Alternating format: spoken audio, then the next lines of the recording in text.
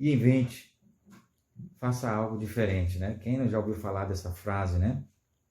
E hoje, mais do que nunca, nós temos ouvido bastante a expressão se reinventar. Se reinvente em todos os aspectos da vida falando.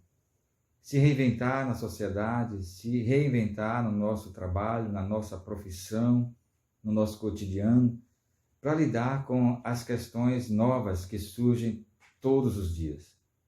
Todos os dias nós temos experimentado coisas novas. O mundo mudou e as coisas mudam todos os momentos. As circunstâncias em volta de nós, ela muda constantemente. E por isso, o Senhor nos leva a esse momento para fazer essa breve reflexão sobre como encarar os desafios da nossa vida. Como encarar os momentos difíceis que vêm sobre nós. Como encarar as situações improváveis, né? Como podemos dizer, as surpresas que surgem ao longo da nossa trajetória. Na palavra de Deus nós temos relatos escritos de homens que tiveram as suas experiências com Deus, de homens que preferiram no seu coração depositar no Senhor toda a sua vida. O passado, o presente e o futuro desses homens, que hoje nós conhecemos através do relato da palavra de Deus, nos traz lições grandiosas para a aplicação nas nossas vidas. Um deles é o nosso querido José. Quem poderia imaginar, né, que um dos filhos mais novos de Jacó, amado por seu pai, tão amado, né, pela sua mãe, de repente se vê numa situação improvável, né? Odiado pelos seus próprios irmãos, vendido pelos seus próprios irmãos a mercadores que passavam por aquela localidade, indo em destino ao Egito. Os ismaelitas que passavam por ali. Então, os irmãos vendem José por 20 moedas de prata. Veja que situação improvável essa, né? Então, às vezes, o Senhor nos permite certas situações para a gente construir, vamos dizer assim, as nossas próprias experiências com o nosso Deus. José, obviamente, tinha tudo para se desertar, né? Tinha tudo para se afastar da palavra que um dia seu pai introduziu no seu coração. Talvez ele poderia dizer: o Deus do meu pai Jacó me abandonou. No entanto, a gente não vê essa expressão na história de José. Desde o início, quando ele foi vendido, odiado pelos seus irmãos, a mercadores que o levou até a terra do Egito, Deus tinha propósito específico na vida de José. Embora naquele momento improvável na vida de José, para lidar com aquelas circunstâncias complicadas, muito difícil, acredito que cada um de nós talvez não suportaríamos passar por aquilo que José passou. Mesmo José fazendo, do ponto de vista, né, humano, tudo certinho, do ponto de vista humano, né, guardando a palavra do Senhor, sendo fiel à palavra do Senhor, coisas improváveis e estranhas, às vezes, né, surpresas aconteciam na vida de José ao longo da sua trajetória. Às vezes, circunstâncias que lhe traziam favorecimento, como ele saiu, então, da jardinagem, né, onde ele chega na casa de Potifar, e o senhor daquela casa o eleva a uma posição de governar toda a sua casa. Então Potifar confia a José a sua casa e tudo o que lhe pertencia, porque José era temente a Deus. A Bíblia diz que tudo onde ele colocava suas mãos florescia. E aí mesmo na casa de Potifar, José então passa por essas experiências, né, difícil e dura. Ele passa por uma injúria, por uma mentira. E por causa dessa injúria, por causa dessa mentira, ele era lançado na prisão e lá fica por alguns anos padecendo na prisão. Mas mesmo lá, nesse momento improvável, mesmo lá na prisão, na masmorra, longe dos olhos do seu pai, longe dos olhos, né? Inclusive dos seus próprios irmãos, né? Quem dera, né? Se ele pudesse estar perto, mesmo os seus irmãos o odiavam a ele, claro que ele preferia estar no meio dos seus irmãos, mas José estava lá na masmorra daquela prisão. Então, encarcerado, Deus usa algo que Deus tinha colocado no coração de José. Os sonhos que ele tivera ainda quando estava com seu pai haveria de se cumprir. E então Deus usa José para fazer a interpretação de 2 sonhos para o padeiro e o copeiro que estava também encarcerado naquela masmorra, né, de Potifar, de Faraó, melhor dizendo. Então, o que acontece? José faz as interpretações dos sonhos do copeiro e do padeiro, onde um lhe restaura a posição de copeiro e o outro perde a sua posição definitivamente, onde é enforcado o padeiro, né? E assim como ele sonhou, os acontecimentos, fatos ocorreram daquela forma como Deus revelou a José. No entanto, José passou por todas essas fases difíceis da sua vida, essas situações improváveis, né?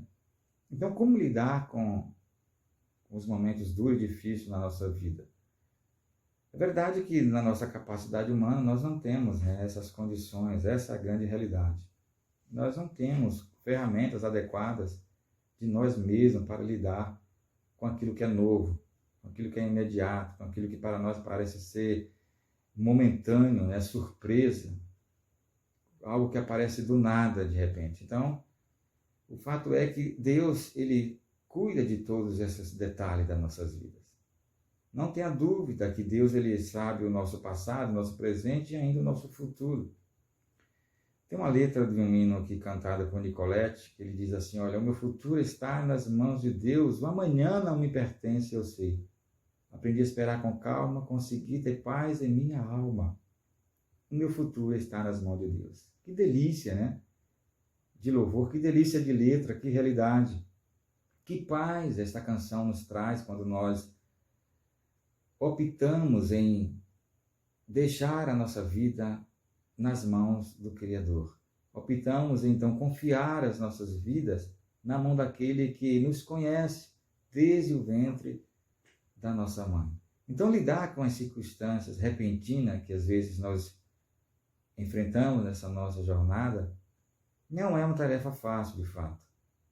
No entanto, há uma garantia na palavra de Deus que o Senhor estará conosco nessa nossa trajetória.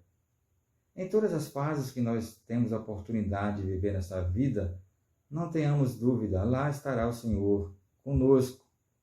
Lá estará o Senhor sempre ao nosso lado para nos conduzir e para nos guiar, né, segundo a sua direção, segundo o seu propósito. Porque um é o olhar humano e o outro é o olhar divino. Eu sempre digo que o olhar da fé é um olhar especial, porque você consegue olhar além dos limites físicos. Você consegue transcender a sua visão para o mundo sobrenatural. Então isso é maravilhoso. É maravilhoso quando nós identificamos que há uma certa relevância, algo de muito valor quando nós transferimos os elementos da fé para o nosso cotidiano, para a nossa vida, para nossas experiências particulares, né? Obviamente, a palavra de Deus, em retratando mais uma vez a vida de José, José não esperava passar por aquele trajeto. Ele não esperava passar por aquelas fases, né? Era pastor de ovelhas como seus irmãos. Ele era muito amado pelo seu pai Jacó. Então, obviamente, ele esperava um futuro diferente. No entanto, ele passou por todo aquele momento difícil, né? Mas Deus esteve com José em todas as fases da sua vida. Importante dizer que confiar no Senhor sempre é a melhor das opções. Nos deleitar no Senhor, como o salmista nos propõe no Salmo 37, é a melhor das opções. Deleita-te no Senhor. Confia nele e ele tudo fará. Porque Deus, ele é regente das nossas vidas. Ele que rege as nossas vidas. Deus é aquele que está diante de nós. Ele é o governador e sustentador de todo esse universo. Quando a gente fica olhando a palavra de Deus, a gente vê tantos relatos de textos maravilhosos, né? Como aquele de Isaías 43, que a palavra de Deus diz que agindo eu, quem impedirá? Então, não há quem possa impedir, não há quem possa bloquear o agir de Deus. Ele é soberano, ele pode todas as coisas. Então, quando ele decide fazer algo, ele vai fazer. Porque Deus é um Deus maravilhoso. As suas obras, elas são maravilhosas. Vide e contemplai, né, as maravilhas, as obras que o Senhor tem feito na face de toda a terra.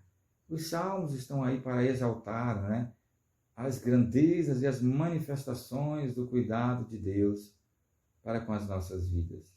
Os céus manifestam a glória de Deus e o firmamento anuncia as obras das suas mãos. Coisa gloriosa, né? É saber que Deus está no controle de todo esse universo, que Ele tem se manifestado dia após dia, que Ele tem se manifestado todos os dias, embora muitas vezes nós, com os nossos olhares físicos, nós não conseguimos muitas vezes enxergar essa dimensão. Mas a palavra de Deus, ela é tão maravilhosa, porque ela nos direciona nesse ambiente, como eu posso dizer, sobrenatural, né? A palavra de Deus nos tira desse ambiente físico e nos leva para uma dimensão espiritual. E nessa dimensão, e nesse contexto da fé, né? Nesse espaço que não é físico, é onde nós experimentamos a verdadeira alegria, onde nós experimentamos a verdadeira fé, né? Onde nós experimentamos o verdadeiro cuidado do Senhor para com as nossas vidas. Sabe quando nossos olhos físicos não conseguem enxergar absolutamente nada? Parece que as coisas estão obscuras, parece que tudo está escuro, né? A gente não consegue visualizar direito as coisas. Parece que há uma confusão de destino, parece que há uma turbulência na frente, parece que não há nada certo, parece que as coisas estão incertas, né? Quando na realidade esse é o olhar físico. Mas o olhar sobrenatural, o olhar pelo olhar da fé, apesar das fases difíceis que nós experimentamos, o olhar da fé nos faz enxergar algo maravilhoso. O olhar da fé nos faz enxergar além do que as nossas possibilidades humanas conseguem enxergar. O olhar da fé nos leva a uma dimensão gloriosa, nos traz esperança, nos traz gozo aos nossos corações, nos traz confiança, revigora as nossas vidas, sabe? É isso que Davi fazia todos os dias. Davi, quando ia para a peleja, ele tinha a certeza, ele tinha uma convicção absoluta de que Deus estava todo o momento com ele. Eu me lembro quando Davi conta uma de suas experiências, ainda muito jovem, né? E ainda estava ali pastoreando o seu rebanho, quando os animais, o urso, o leão, atacavam as ovelhas. E ele, como bom pastor, né? Cuidador das suas ovelhas, ele então se remete contra esses animais. E o texto diz que ele simplesmente, com as suas próprias mãos, ele consegue deter, né, a força daqueles animais. Parece uma história assim de conto de fada, né? Mas quando a gente vê a expressão da fé de uma maneira correta, de uma maneira fundamentada na palavra de Deus, você vê coisas como essa, do tipo essa. Davi, um menino simples, né, pastor de ovelhas, de repente mata um leão com as próprias mãos. Imagine. Por quê? Davi tinha essa certeza que Deus estava ao seu lado. Olha outro desafio quando ele enfrenta o gigante, né? Aquele gigante, Golias, né? Grande guerreiro dos filisteus, homem mortal, né? Acostumado a vitimar pessoas, experimentado na batalha. E Davi então olha para aquele gigante que poderia temer, né?